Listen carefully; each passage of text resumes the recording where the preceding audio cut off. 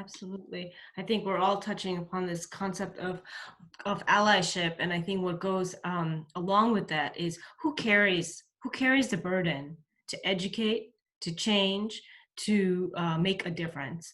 And with recent events, with the horrific death of George Floyd, you have this surge of um, for a lack of a better term, white awareness on what's really happening.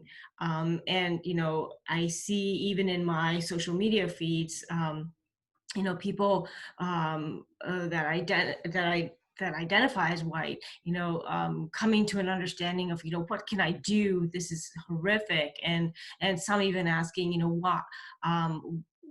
why did it take so long for us to wake up now?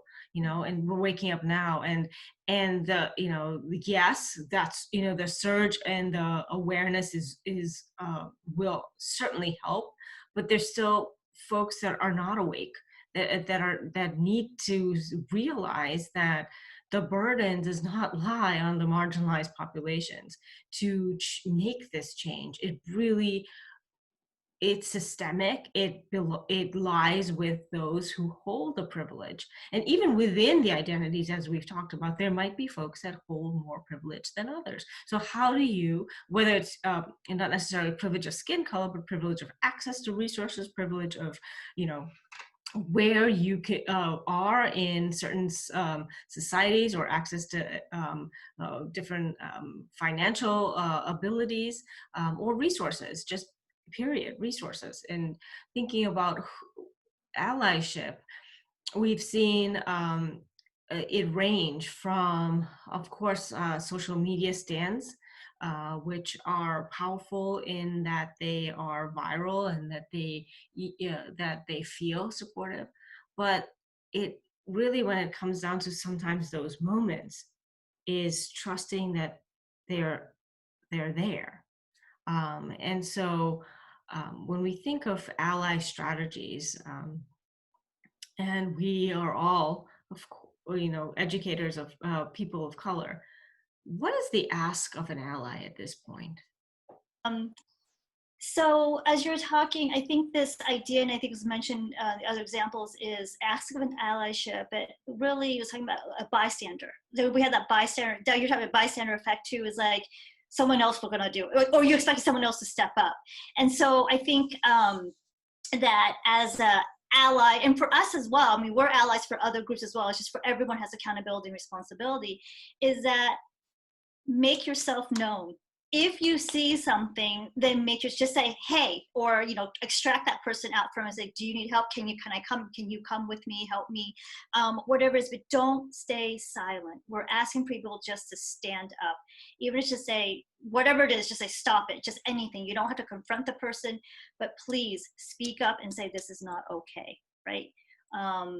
As I keep thinking as you're talking about this whole bystander effect, as up from psychology, social, it is everyone just want to say, well, it's someone else's problem. Someone else will take it up, not me.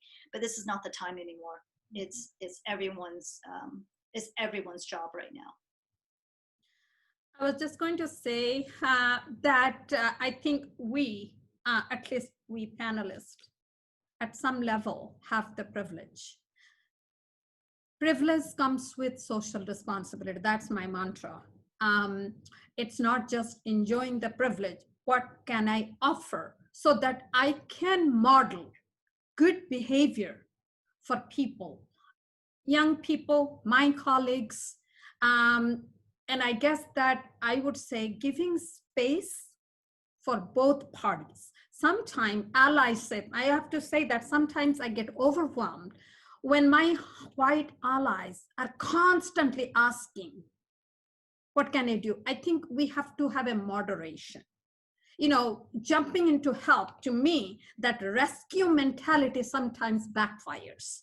You have to have space for people to receive and to give. That's just my own thing. The other thing is that there is a level of awareness, and like Dr. Vuki mentioned, some people kind of stay away, some people engage in dialogue. I think if you look at Janet Helm, who is the professor at Boston College, has talked about racial identity model. Not all of us are at the same level of awareness or insight, depending on where we stand, depending on our own insight about our own identity and others. The dialogue has to happen in that way. I guess that some people are not ready. I constantly do lab meetings every week. Actually, I'm doing one tomorrow with a larger collaborative lab meeting because students are getting frustrated both ends. Some students of color are saying they're not hearing us. They want to lead, but when are we going to have a voice? So that is one thing. The other allyship is that some white students are very afraid, not just students, white colleagues, white community members, no matter what I say, I will be blamed.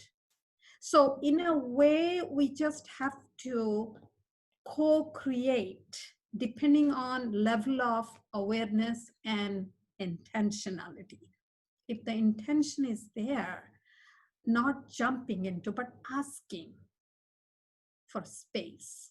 So that's all I would say at this point. What I have once again built upon the incredible insights of Professor Vuki and Professor Ray in terms of bystandership.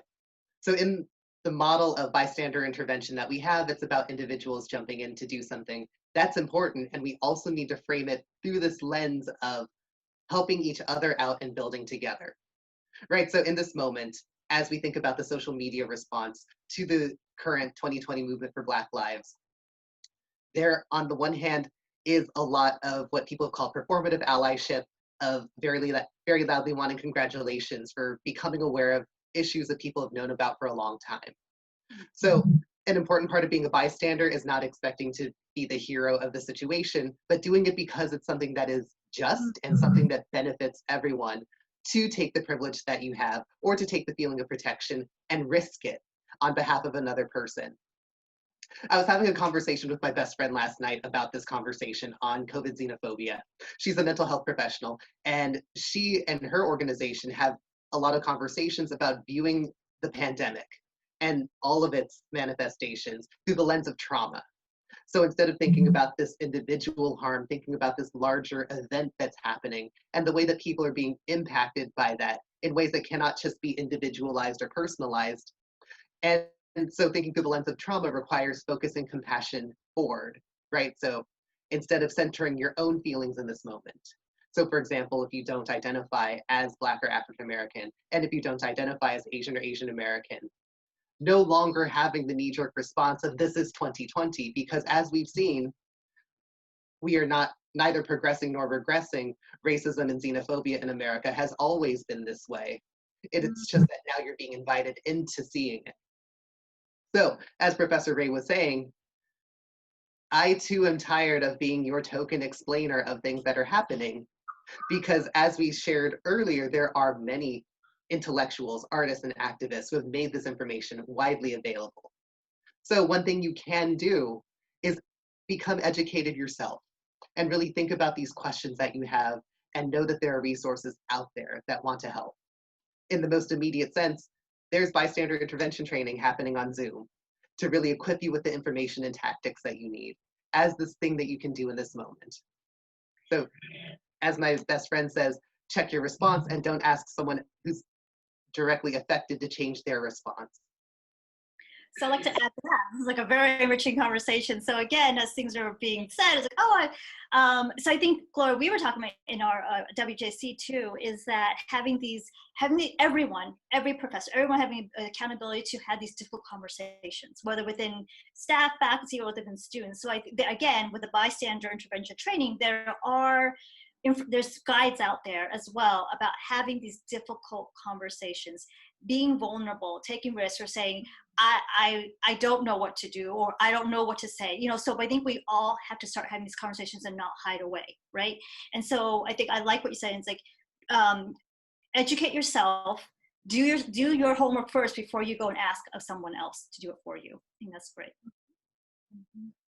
Oh, absolutely. And sorry, one thing I'd like to add is thinking about this moment in particular, we talked about the role of social media. We've talked about people who feel like they're not impacted but want to do something. There's a lot of lines being drawn about us and them.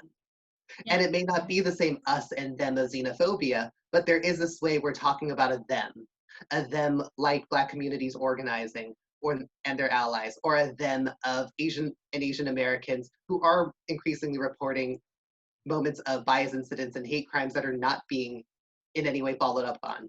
There's a lot of them happening.